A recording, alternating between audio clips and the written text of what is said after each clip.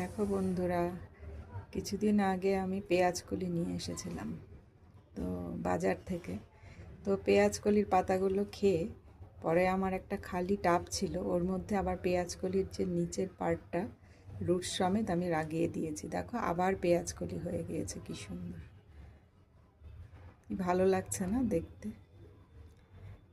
বাজারের থেকে আনলো, ঘরের মধ্যে যে সামান্য একটু ভাবে, তুমি যদি ওই ব্যালকনিতে, আমার তো জায়গা নেই ব্যালকনিতে, আমি এরকম করে তো মাঝে সাঝে ধরো যেটাই আনে, ধরো কারিয়ান্ডার লিভস আনলো, ওর রুটটাও আমি লাগিয়ে নিই, তারপরে বাড়িতে হয় না, ওটা তুলে খেতেও একটা অন্যরকম মজা লাগে। দেখো কি ভালো লাগছে, সুন্দর হয়ে গিয়েছে।